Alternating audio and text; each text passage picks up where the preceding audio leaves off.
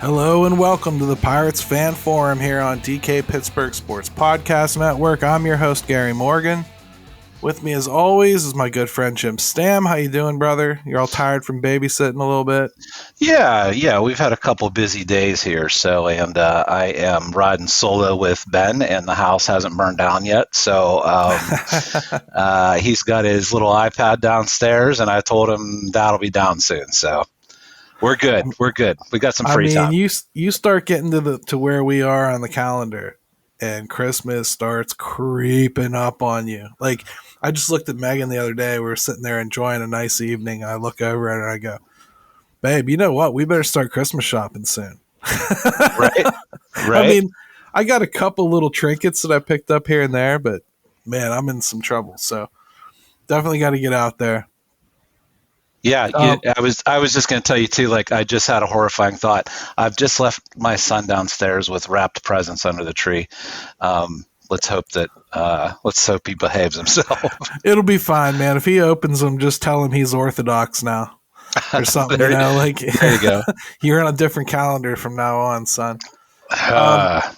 Speaking of being on a different calendar, a lot of our YouTube comments last week, Jim, they were, "What? No Reynolds? Don't you care about Brian Reynolds?" Well, I mean, who? We record this thing before news breaks on occasion, and that's what happened. So there was a lot of takes in that episode that expired before, it came to fruition. That happens. Yeah. It's okay. We accept that. It's part of the problem, part of the job, part of what we're doing. If you don't hear about a huge news story from us, chances are it happened after the show. The DeLorean was in the shop, and we couldn't do anything about it this time. So that's right. So let's start with some news. I don't know if you want to have a dance party, Jim. It wasn't taken very kindly, but the Pirates win the inaugural draft lottery, and they had a 16.5% chance to win it.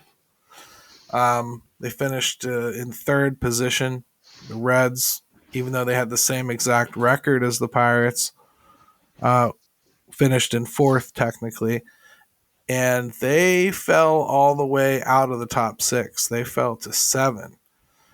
The A's fell from second to 6th, and the Pirates jumped all the way up from 3 to 1 to get that number 1 pick. What are your thoughts on it, man? Everything surrounding it, the celebrations of it, the thought of getting it, what it means. Where are you at on this, brother? Well, I mean, look, it would be. Here's what I would love. I wish that the Pirates this year would be having this just. There hasn't been that can't miss guy lately that sometimes is there, and it seems like, man, that would have been nice to when like you see the NBA draft lottery, and there are years where literally, and granted, it's a different process and guys immediately impact, but like, man, it would be great if there was a Griffey sitting there or a Strasburg or something like that. Harper, where like transcendent type guys that you feel like are just can't miss. Right. That would have been great. Didn't happen. The Pirates certainly earned it by their on-field play last year. What did you think of the whole social media thing? Yeah. Celebrate gate? Yeah. Like, what did you think of that part? Because I'll be honest, man. Like, I certainly didn't think what Dejan and Dan Kongursky thought of it. I don't know if you read what Kongursky wrote or Dejan had to say about it, but I saw DK's. I certainly don't get to that level. I mean, like, I understand, like, I guess feeling that it's distasteful or whatever, but it's the number 1 pick. I mean, like, I'm happy about it. I feel like it's okay to be happy in the moment that they got a good outcome for something, even if it was for doing something pretty shitty. I mean, they've sucked really bad, and would I prefer that they were the Reds and fell all the way to 7 or 9 or something? No, I want that number one pick. If they have a chance to overcome everything that baseball and their owner throws at them, and all the bad mistakes that they've made just along the way, it's going to come with a little luck. I'll take a freaking ping pong ball. Yeah, it seems like we and look, the Pirates have done this to themselves in a lot of ways, obviously. But the story should be that, hey, they got it. They got the number one pick. It worked out for them. It didn't work out for the other two as well. And not so much the reaction. I saw it initially, Gary. It didn't cross my mind. Then I saw people start to kind of mock the reaction a little bit. Yeah. And then I thought, you know what? That's fair. They probably, look a little too excited for the fans' taste. But at the end of the day, it was a good thing what happened. And sometimes that tends to get lost. Mock the celebration. Okay. Yeah, I'm with you. I get it. What Dan Kingerski did, which I can be honest, I've never really read his stuff before. So, I mean, it's not who I go to for things, but somebody gave it to me because they needed my reaction to it, apparently. Okay, well, tell me what he said, because I did not see it. He just literally just decimated the team. Some of it rightfully so. Some of it a little misplaced. Some of it like forgetting the role the league plays in a lot of this stuff. Just, typical angry fan type stuff, which is fine. But I mean, like, I don't understand some of these news organizations in particular going out of their way to make people feel stupid for enjoying something or caring about something when you're actively trying to sell me on it. You go out and hire John Parado to write for you and brag about how awesome that is of a get. And then you basically shit all over everything that he does and everything that he covers. Why would I want to come to your publication to read about the baseball team I follow if all you're going to do is shit on them? It's the only peep I've ever heard out of his mouth about the Pirates. You know what I mean? I didn't realize that Dan was doing anything with the Pirates. I mean, I just thought he was just pretty exclusively hockey. So yeah, I don't believe he is. But that's maybe I'm just why saying, like, if that's what you're going to do, I don't understand what my incentive is to think you're going to fairly cover the team. I think you touched on something there that, like, I have been it's kind of been rattling around and I hadn't thought of, and hopefully it comes out okay. But the people that go out of their way to make other people feel stupid about what they like and enjoy, I don't understand that all that much in this situation. Like, you're not enlightening the person that enjoys it. They know it more than anybody that the Pirates are in the situation that they're in for a lot of reasons, and primarily some of their own issues. So I mean, that part's tiresome to me. Like, if somebody wants to celebrate the fact that they got the number one pick and the first response they get out of that is, I can't believe you're so stupid to like the Pirates in baseball. What are we accomplishing now in 2022 with the Pirates and nutting? Everyone knows this. Dude, I even saw some people, like, I saw Colin Dunlap comes out and goes, does anyone else think it's weird that nobody high-fived the coach? Come on, dude. Like, you guys, you're just trying at this point. Like, everybody knows what it is. We all know what's happening. Some of us just like baseball. Get past it. And they're our local team. We're going to watch it. And we've Like, talked about it, is like you shouldn't have to put a disclaimer in every time you want to talk about the Pirates no, yeah, that, it's we like are aware everything you of do. all It's this almost stuff. like if you're somebody that leans Republican, the first thing you have to do is go, "I'm not a Trumper, but I like Hmm. this." Well, it's baseball the same way. First thing you have to do is go, "I hate nutting. Believe he could do more. He should do more." But and then you say whatever your point is. You know what I mean? Like, it's a prerequisite now to even have a conversation. We know what they are. Can we stop covering old ground? It's like that with a lot of things too. Is like whenever there gets to be such distaste for something that you can't even talk about the game the night of a ball game about something that happened in it without someone drudging all that up. It's like, I don't know, man. Like, I thought it was a good play. Can I just not talk about the play? I agree with Or you. Nutting is the worst hitting coach in the league. So let's take a quick break. Let's come back. Let's pick up where we left off, brother. okay.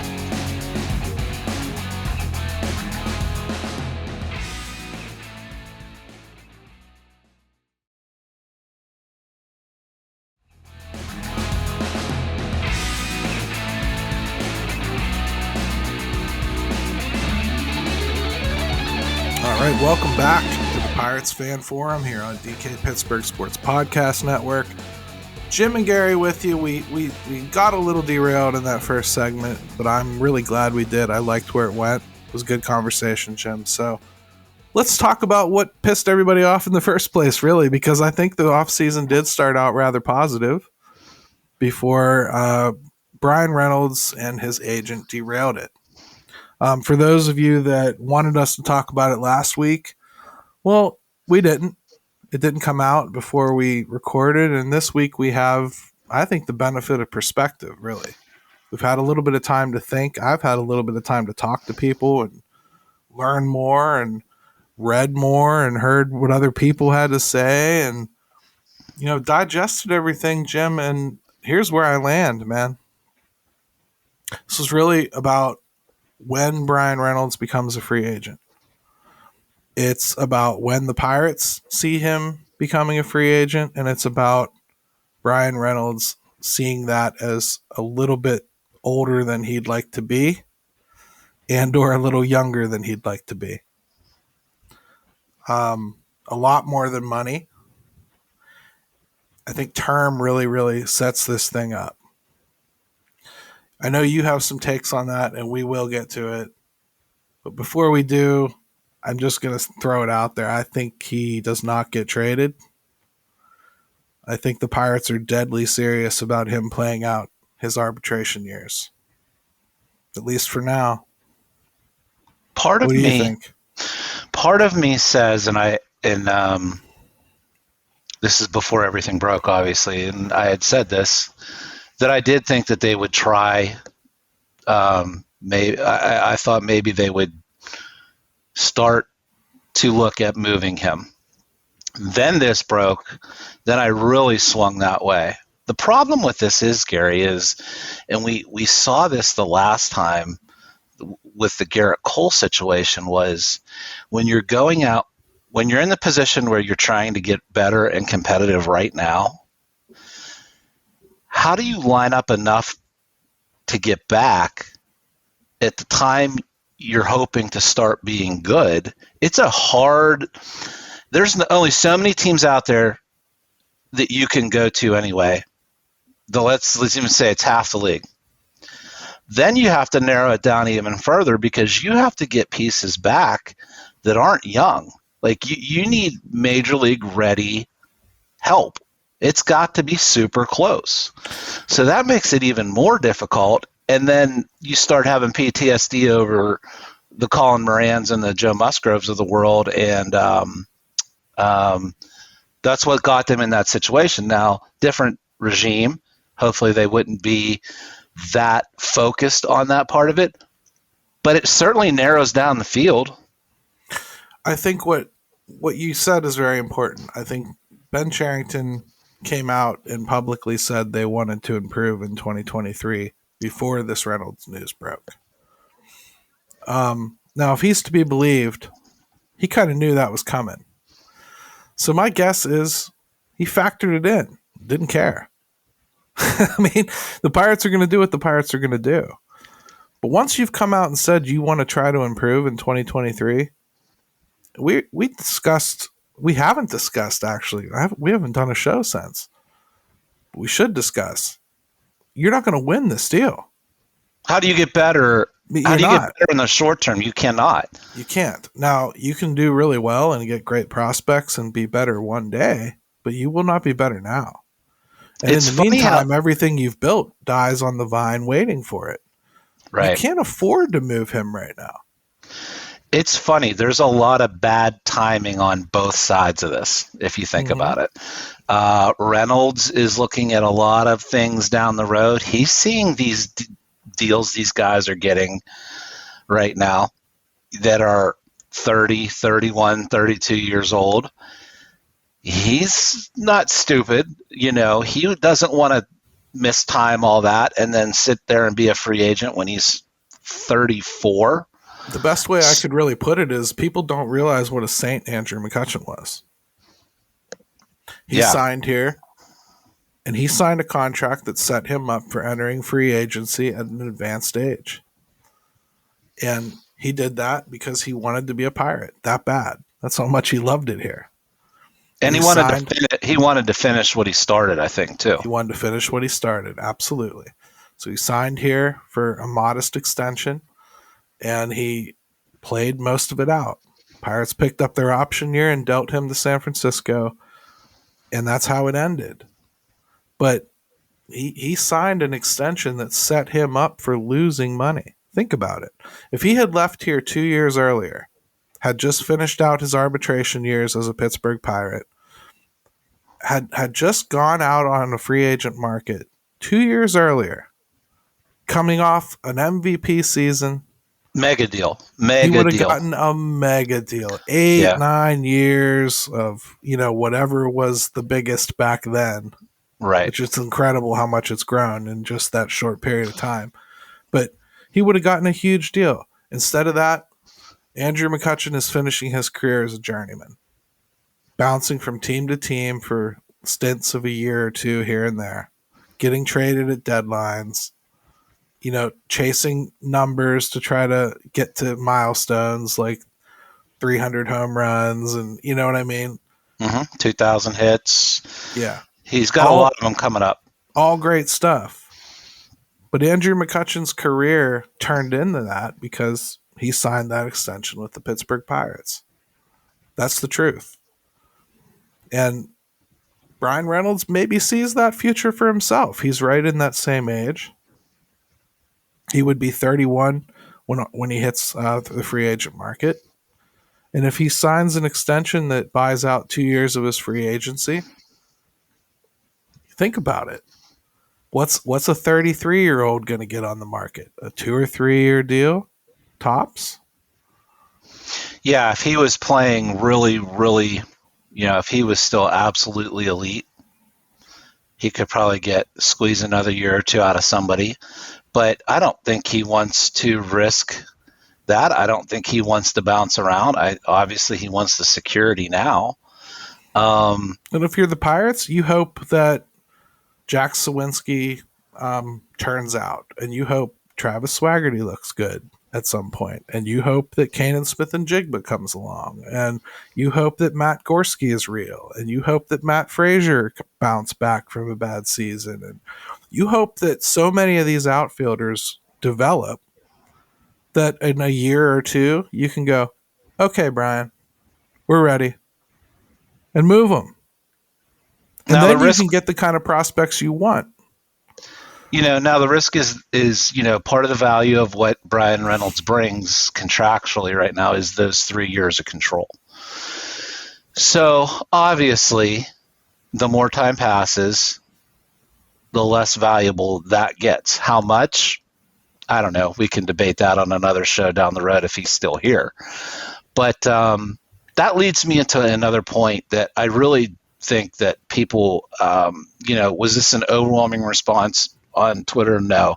But I saw it enough to mention it, which is people talking about Brian Reynolds going to be a problem or, not not not give full effort or somehow be some malcontent about it. Listen, I mean, that's not him. And B, he'd have to be the dumbest guy on the planet to intentionally tank the thing that he values most, which is getting a big long-term deal from somebody with a lot of, years and value to it, by going out and stinking for the Pirates. Do you know how many players have held out since 1974 when they changed the rules that you couldn't accrue service time if you held out? Probably none. None. Yeah, well... Do you know how many of them openly tank? None. I mean, they all have incentive to keep their careers on track. Yeah, it's just not going to happen. Just from a competitive standpoint, telling a guy to go up and give away at bats, it doesn't compute. Why do you think we have? They come out and try to ball so that when they get to leave, they wind up in their new team standing up there going, "Look what you lost." Well, they bet on themselves. Yeah, it isn't going to be like that. So let's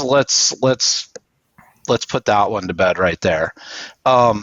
The other part of this is, and I mentioned to you before we even started, recording tonight, I guess the part that I don't understand a ton is if you gave him a long-term deal and we're talking 8 years, do the Pirates really believe that they're going to be the ones paying that at the end anyway? We've talked about this many, many times with long-term extensions or deals or whoever you bring in. I don't think that they'd be paying it all anyway. I think you're basically saying if they sign him for 8 years, they're going to trade him in 6 anyway. Yeah. So and when we're not talking like Juan Soto type numbers or Bryce Harper type numbers, we're talking $40 million contracts a year on average. What are we really arguing and worrying about? I just don't know why they seem to be as worried about that as they are. Joey Votto. I mean, Joey Votto is what they're worried about. They don't want somebody making $25 million a year that can't play anymore. And they're afraid that's what would happen to them. And it's irrational, I think, for certain types of players. I think you have to look at an individual and know like what you think they're going to be able to do or how long they're going to last or, what their body type is, what their play style is, Brian's a hustle guy and speed's part of his game. Contact's part of his game. Power's part of his game. He's kind of well-rounded, which should kind of lead you to believe that he would be able to retain a lot of those skills into his older age, some of them at least. Or it's not unfounded to think that he could just decide he's going to be a power hitter now and just start hitting for power. A lot of guys do that. Joey Votto did that, and it was very successful for a couple of years. But now Joey can't move. And now it's a wasted contract because they held on too long. You're right. Had they tried to trade him a few years ago, they might have gotten away with it. But people were afraid he was going to deteriorate and he was going to be 40 years old making $25 million. That's not what we're talking about with Brian. We're talking about lock him up till he's like 37, be okay with it. Move him when he's 35. He's still a viable player, right? I mean, there's always a risk in baseball compared to some other sports. Guys lose it. You just hit on the word. You just hit on the word, though. Risk. The Pirates are risk averse. In my opinion, this time to a ridiculous degree with a guy that has a game that looks like it's pretty well insulated from that. Now, most of the time they're risk averse. Most of the time they're risk averse to a ridiculous level. Yeah. It's not just Brian Reynolds. This is their MO. Right, but I would prefer it. I mean, if you want to do that with some other players and approaches, great. I don't want to. If you're always afraid of Joey Gallo or Cody Bellinger, then you'll never get to the point where you're. To me, it's a calculated risk. I get you. I just don't see it with Brian Reynolds. Now, I mean, we've talked about this all the time, Gary. Like, Brian Reynolds at 32, 33 years old should still be a really good ball player. I mean, we're seeing that all the time. You know, it's a rare occurrence when someone like, we mentioned McCutcheon, where someone at that level, and he was as elite can be, has the problems that he did when he had them. So, man, I just think it's just overly cautious, and then that part annoys me, frustrates me. Lots of frustrates me. Yeah, you know, but like this is. But you see where I'm going though with him. Like those last 2-3 years, I feel like I see both sides of this. I really do. I see the Pirates as far as like, you know, I don't know that we feel we need you beyond this, you know, amount of time.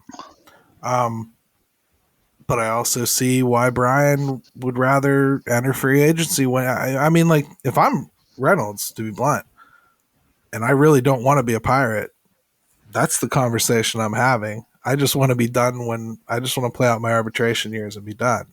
Because that's the reality. They could ship him someplace that he really hates. Like, to be honest, I think if you put him in New York, a lot of people think, oh, he would do great. I think he'd have a real struggle. I don't think it fits his personality to be in a big city like that, and I don't think he'd like it. Just I agree with you on that. I agree with you 100% on that. I can see him in. Mackey mentioned San Diego. Now, I don't think they have anything to really make that work in a trade, but that's about as high profile as I see Brian Reynolds being comfortable in and still having a really good team around him. So, difficult situation all around, but I guess, like, man, I kind of lean towards it's maybe not as dire as the initial reports kind of made everybody feel. Boy, that first report came out and people were up on the bridge. I mean, I get it, but I intentionally kind of sat back and didn't talk about it for an entire day because I just wanted to be like, let me see. Because you know me, I take that to an extreme. I wait. Geez, I'll wait 3, 4, 5 days just because, like, yeah, you know, I just want to know, like, and first of all, then more details come out, and then it tends to change your opinion anyway. And I have a recourse too. Like, I'm not just sitting back waiting for Mackey to dig up more. I can talk to people myself and get a little bit, but like, it's all in all, I think he's going to be a Pirate this year. I think the Pirates are pretty legit on that. That's what they want. I think they're making their plans around that this year. So I feel pretty decent he's going to stay. I don't think anybody's going to blow their doors off. The only way they could is if they gave the types of prospects that wouldn't help the Pirates for 3-4 years, and I'm not sure that lines up with the goals this team has right now. Yeah, that's the part that made me back off. I'm like, man, I just don't know how the Pirates make that work with what they're trying to do. Right. The only other thing that, before we move on, that I wanted to bring up with this whole thing is, it's interesting that other teams, and now granted these are different markets, but it seems like other GMs don't tend to care about 7, 8, 9, 10 years down the road, as if they may not even be there anyway. You know, almost like politicians when they're doing things and they're doing it for the now or the very immediate future. So I'd be curious to know, and we don't know, whether this is Sherrington putting up the hesitation and the fight here, or if that comes from above him. Because as a GM, I don't know that I would care. I don't know that. Why would I care in 6 years? I don't know where.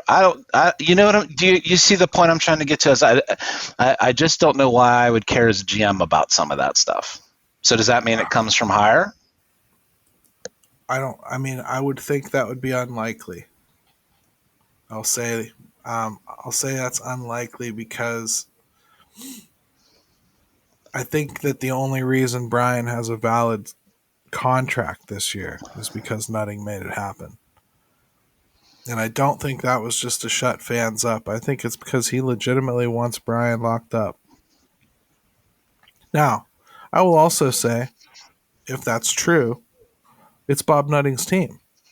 So Bob Nutting really shouldn't have any pushback on that, should he? I mean, he should be like, Ben, I told you, get it done. And, that's where the theory falls apart. Do I think that he's telling him you can't do X, Y, and no. But I think Ben Cherington thinks he knows better, and he thinks he knows what is smart and what isn't smart. And I think he thinks locking him up until he's older is not smart. Right or wrong, that's what I think they are. And you already expressed yourself, and I agree with you, brother. Yeah. Yep. Okay. Just something I thought about with James, man. I don't know that I would care down the road that far. I mean, I will say he's working for a team that kept somebody who was, pretty openly failing for 3 or 4 years on, right. Neil Huntington did good to get them where he got them, but he also really, really tumbled down the end there, and they just left it go. So, I mean, if I'm Ben Cherington, I'm kind of thinking like, wow, I'll be all right. He's thinking he's got time for sure, more than you would in other markets. Yeah, he's got his pen ready to sign his extension anytime. He's not as worried about it as Brian. So let's start with some free agent signings, huh? Because backing up that the Pirates really mean they want to improve next year, they've gone out and gotten a few people. So the first one that I want to talk about is Yarlene. Harleen Garcia is the way it's pronounced. They signed him. He's a lefty from San Francisco. Been pretty good. I'm really actually very happy about this signing. I really, really am. I think this is a good one. This was a quality left-hander. He's handled about 60 innings and 60 games for the last couple years. He's a one-inning guy. He comes in, he gets the outs, good slider, good changeup, decent fastball, gets enough strikeouts. In fact, Jim, you know me. I try like hell to find the bad side of things that I think are good and vice versa. Right. I couldn't find anything I didn't like about this. This was a good signing to me. It may be the one I like the most. Ironically, it's not going to get, and I know a lot of people are just like, not a power pick. We got to get away from that too. As far as like, not everyone's going to blow you away with power numbers. When you're building a staff too, you want diverse skill sets because you want people getting different looks. When you bring somebody in from the bullpen, you want them to have a different look than who was starting. You want them to have a different look than who they replaced, one way or another. He gets enough strikeouts. He's, but he's going to use his defense behind him, and hopefully that's okay. But they actually made a pretty decent investment in him too, $2.5 million for this year. With club option for 3.25 next year. Yeah, that's the exact kind of deal they need to be pulling. That was what I like to see with that one. Is like, it seems like everything's been 1 year deal. Well, he would be, if he comes out and pitches decently, it'll be a bargain, and he's somebody that they can still count on for actually another year out of this. I really liked that signing. I think some people overlooked it, but it really filled a need for them, Gary. At least. And I think they have more needs. They definitely need more left-handed pitching than just that. They addressed that in some way, shape, or form a little bit later that we'll talk about. But let's finish up with the free agent conversation. Right. Vince Velasquez. I'm less enthused about this one, Jim. Yeah. Now, I'm less enthused about this one because pretty much the same reason that I felt, well, to be honest, last year. I didn't have a whole lot of hope for Quintana either. He turned out really well. And Quintana, if you remember, he stunk in the first couple starts in spring training. I was like, oh my God, this guy's washed. Vince Velasquez, though, here's the thing. If the Pirates see him as an option for the rotation, I'm not very happy.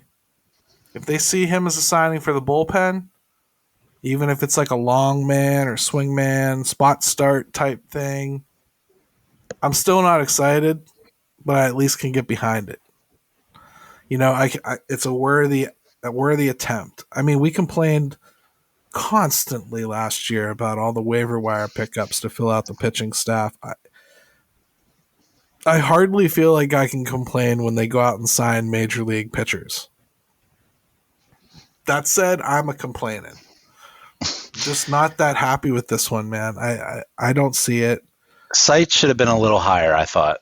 Yeah, if you want to get excited about him, the Pirates have done really, really well with helping guys discover their sinker and use it to improve their overall offering. He has a sinker, and he's just really bad at throwing it. So maybe they can fix that. And if they do, perhaps it turns him into something. We'll see. Yeah. Yeah. And they signed a Boris guy. We should probably celebrate. Yeah. Yeah. He's just somebody that, like, as far as starting pitching goes, is he really any better of an option than Zach Thompson? I don't know that he is. That's really the story, isn't it? It's going to be, I don't know. Thompson, or is he better than Bryce Wilson or Zach Thompson? Maybe.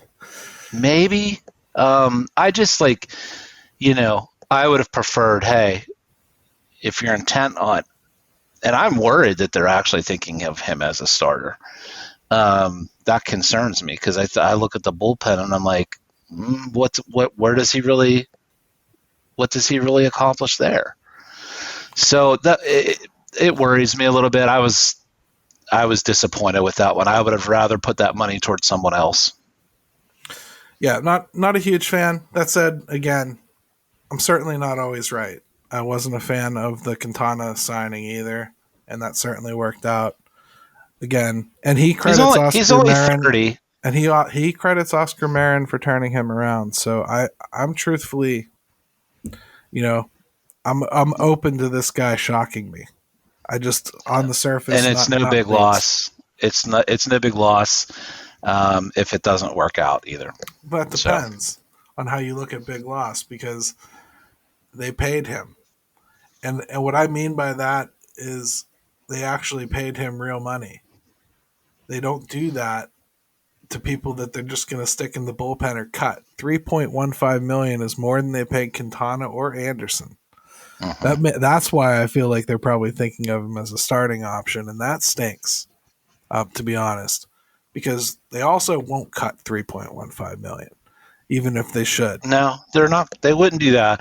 At least he's only 30 years old, so we're not talking a guy that's literally at the tail end of things here as far as age goes. I don't know. This could even be like a Miguel Batista situation. You bring a guy in and he's really going to be a bullpen arm, but you sold him on a chance to like start again. And it doesn't work out in 3 or 4 weeks. And, then you call up Zach Thompson, who you stashed in AAA because he has options or something. Yeah. Who knows?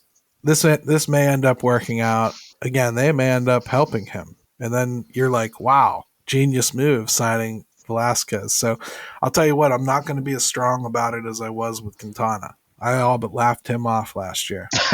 So I'm just gonna sit here and tell you I messed up last year. I ain't doing it again.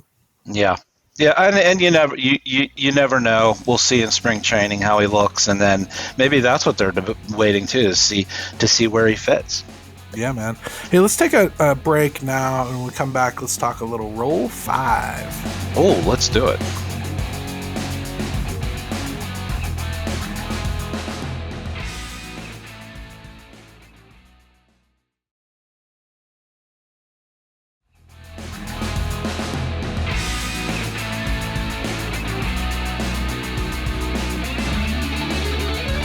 All right, welcome back to the Pirates Fan Forum here on DK Pittsburgh Sports. It's Rule 5 time. Everybody's favorite. Months and months of consternation over what amounts to be next to nothing. That's Rule 5, everybody. That pretty much sums it up, Gary. Yes. Now we're gonna start with the major league portion of it. First, can I just give you some props? You were so adamant about Malcolm Nunez, and that was spot on. That's a perfect example of us getting or people getting too worried about certain guys. And well, then again, I was wrong about Blake Sable. So. I was wrong. I love that you almost called him Cody Sable. Yeah. Maybe we should protect him. But I was wrong about Blake too. But I'm not upset about it either. Well, Alex tried to warn us. But the thing is, I always framed it with who I was worried about losing. I was never worried about losing Blake Sable.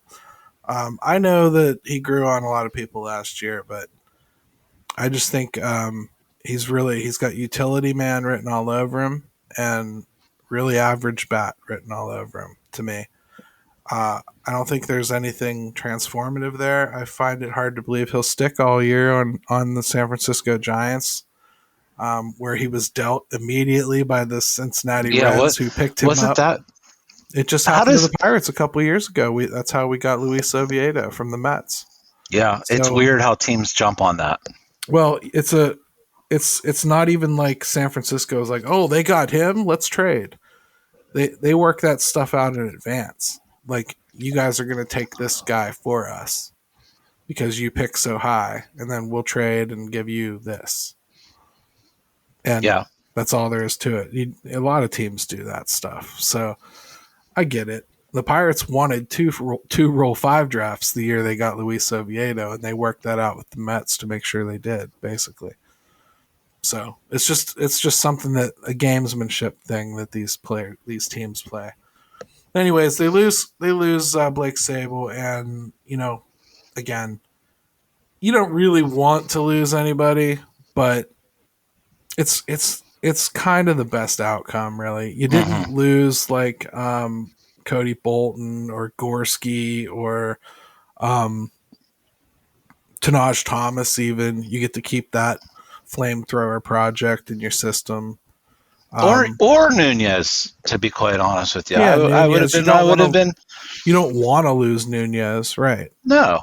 So, all things considered, losing one player out of what we had exposed, because I did see a lot of lists published, and there were multiple Pirates on those lists. That was eye-opening for a lot of people. Speaks to the system getting better. Mm-hmm. I do hate when people are like, oh, we lost Sable just so we could keep Robert Stevenson on the... Man, you don't understand what's going on with the roster. No, it doesn't. It doesn't work that way. If you protect more guys than need protected, eventually when you sign free agents, which this team still plans to sign more free agents yet, you're going to have to clear spots. And if you've put these guys on the 40-man to protect them from the Rule 5 and then have to turn around and put them on waivers to take them off, then you've given them away for free with no Rule 5 protection. There's a lot of moving pieces to it. Yeah.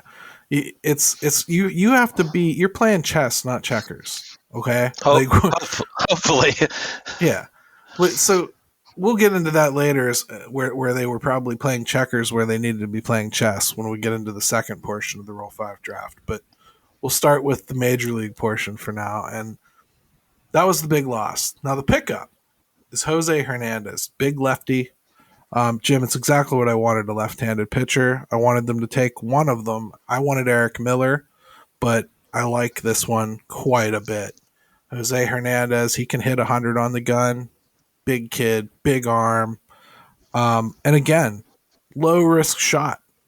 It's $100,000 to take this player in the Rule 5 draft. You throw him in spring. You let him try. If he makes the team, he makes the team. If he doesn't make the team, he doesn't make the team. You send him back. That's all there is to it. That's where you should be at this point. If you truly want to improve as opposed to steal somebody's prospect, which is what some people, including the Pirates, try to use the Rule 5 for, that's what you do at this point. You take a guy, you give him a tryout. If he works out, he works out. Yeah, and the more I looked at this guy, Gary, I really like it. You know, I think he's actually got a really good chance if he doesn't completely bomb out in spring training. I mean, like you said, upper 90s. He's touched 100. Strikeouts are way up for him. Yeah, he's not even that wild. You know, his very his deep whip system. Yeah, there's a lot of teams he would have been protected. Right. Well, hey, put him in the Pirates minor league system as a lefty. Oh yeah. Where he's immediately at the top for lefties. Yes, he'd be in AAA immediately. Yeah, that's what I'm saying. So like, and you signed. We just talked about signing Harleen Garcia, right? And I talked about he's very consistently given his team 60 innings, 60 games. Well, you need more left-handed pitching than that. So, I talked about the variety of it too. What kind of pitcher? So now you got a softer tossing lefty who's a veteran, and now you bring in a big flamethrower lefty. And if it works out, hey, that's great. That's great. They still need to sign more guys. They really do. Got to get more left-handed pitching in here. But this is a swing you'd be a fool to not take. Yeah. I like I said, the more I looked at him, I'm like, okay, this guy actually has some ability, and it's hard to find something with him that's suggesting he's already had a taste in Double-A, and he did really well there. So right. I'm as hopeful for this type of guy as you can possibly be. Now, that's the major league portion of the Rule 5 draft. And it was relatively uneventful, which most Pirate fans should be pretty happy about. The minor league portion, on the other hand, let's explain it first. Okay? I'm going to explain it as briefly as I can. Basically, teams can protect up to 38 eligible players on their AAA roster.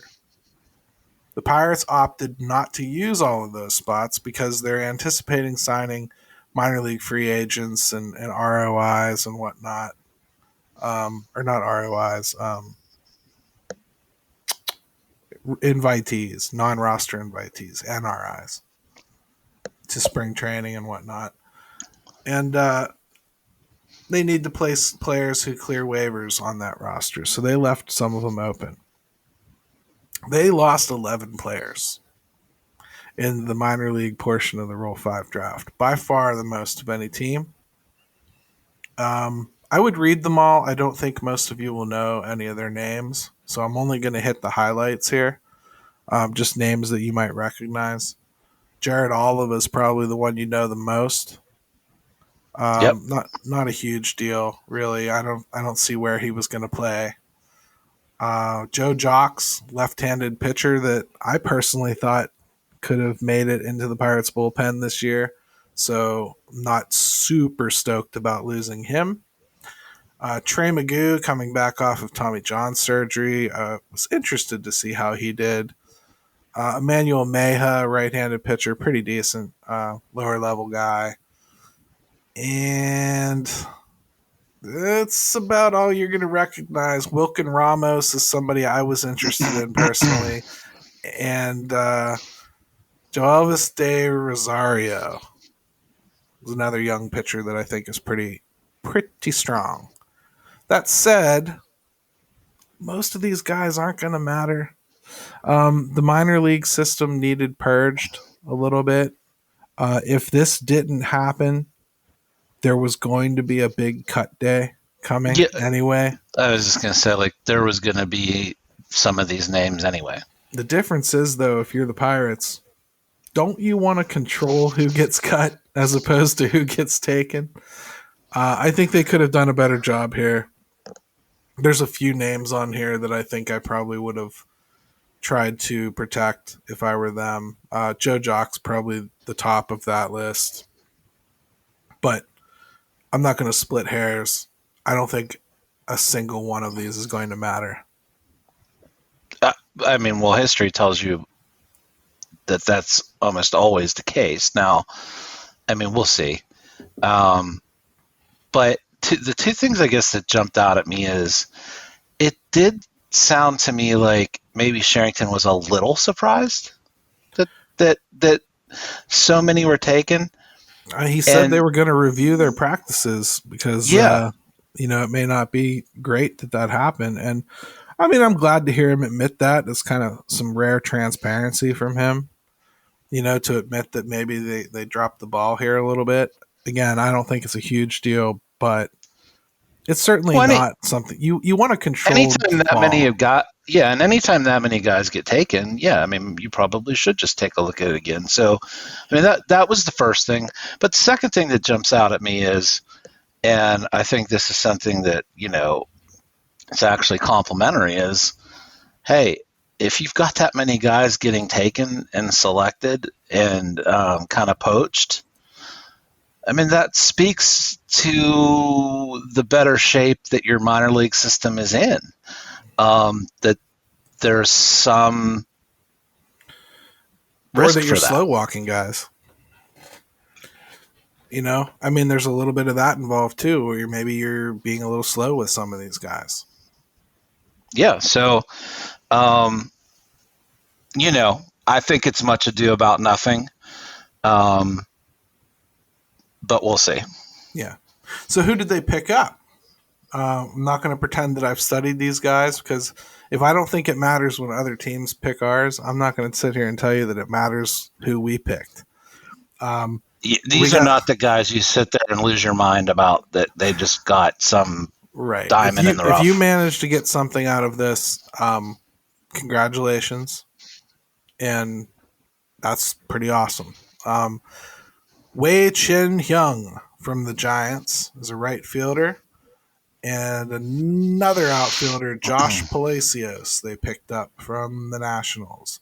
Now, he's had some major league cameos with the Nationals, which tells me they probably see him as a non-roster invitee type person. Right. Which, that's fine. We'll see what happens. They also tried to pick up a Rays shortstop, Johan Lopez. Let's talk about that. Yeah. The funny thing about Johan Lopez is he was currently on the restricted list because of steroid suspension. The team knew about the suspension, not the rule, that he was ineligible to be selected. So, I mean, when you're a team, I don't know what to make of that. When you're a team that struggles for credibility, and then you do something like that, it's immediately going to make people laugh at you. And the few people that are out there willing to spin their wheels trying to defend you are probably going to be a little frustrated that they're trying to defend something that's stupid. Somebody goofed. Yes. You know what it reminds me of, Gary? And I think most people will get this. This is your fantasy football league draft sitting around at Buffalo Wild Wings, and you're in about the 12th round, and someone's like, "I'm going to take so and so," and everyone laughs because he was drafted 5 rounds before that, and you didn't know, and you weren't paying attention, and everyone's like, "Dude, you're an idiot!" Like every year that happens. That's what I picture when the Pirates did that. You're absolutely right, man. That is very, very good.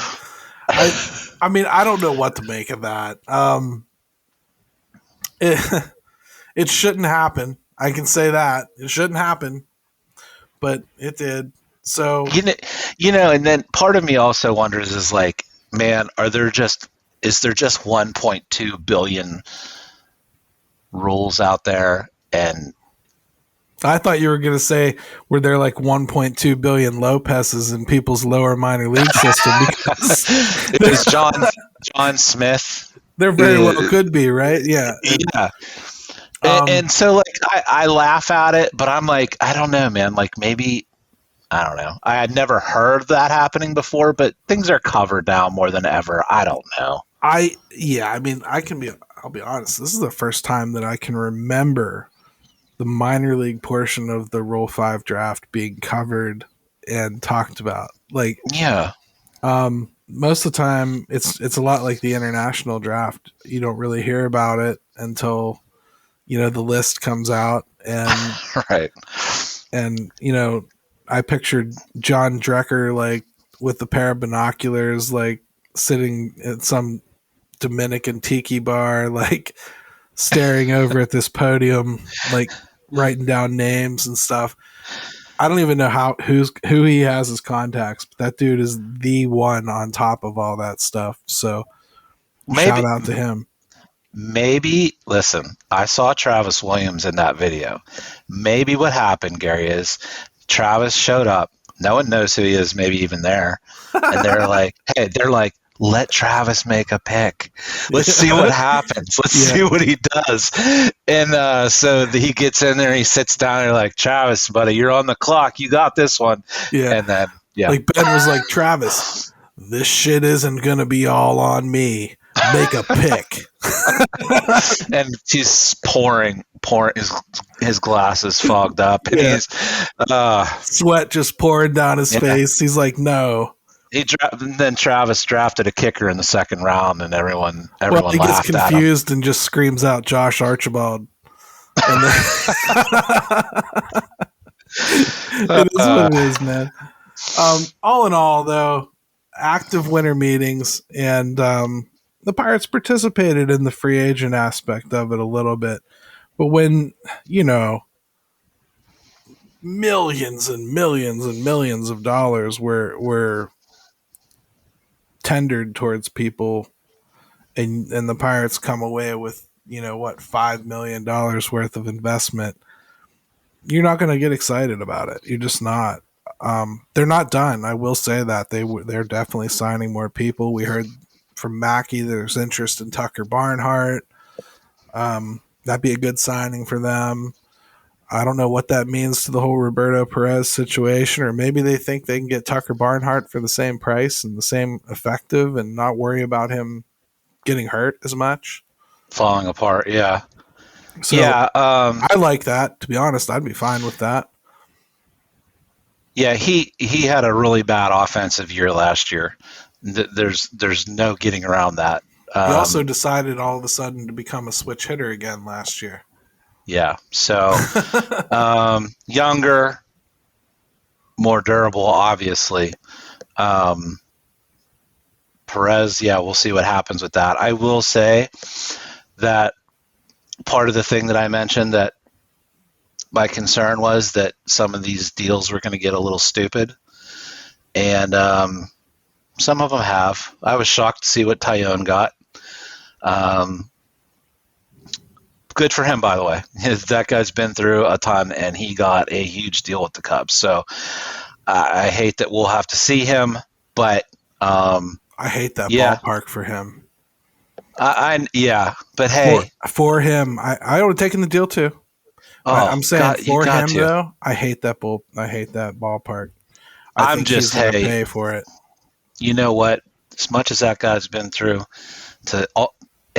and really serious questions about whether he was ever going to be back, for him to go out and get 4 years, almost $70 million, super happy for that guy. What else is in the news here? So the Cubbies got Bellinger, right? And they signed him to a really weird deal, like $12.5 million with a $5 million buyout. Basically, if he comes in and he stinks so bad that they can't do it, they just pay him $5 million to go away. Mm-hmm. It's really not a bad deal at all. Yeah, and an option year for next year. That said, I think he'll beef his numbers up in Wrigley. It's as much as it's not good for Tyone, it's pretty good for him. Yeah, he'll beep his numbers up in Wrigley and leave after this year and go get paid somewhere. And or he'll strike out 300 times and stink out loud, and Cubbies will pay him $5 million to go away. Yeah. I mean, and then on the other end, we got the Padres. They're still finding scratch somewhere. I don't know, man. They're I saw someone, an anonymous GM, saying, I don't know where they're getting all this money from. We'll see. So, I mean, I got this from Craig's got some contacts out in San Diego. And he just sent this to me today. The parking lot, they own all the parking lots all around them. The cheapest going rate right now is $94 for crappy place to park. $200 for the tailgate lot. So, like, for every game, like, if that parking lot's full, that's $200,000 a game. And they got a new mega deal too on cable. So they found some money. Man. And I will remind everyone, the Pirates don't own any of their parking. They don't get $1 from it. So, yep. And they have a really crappy cable deal, even if you like AT&T Sportsnet.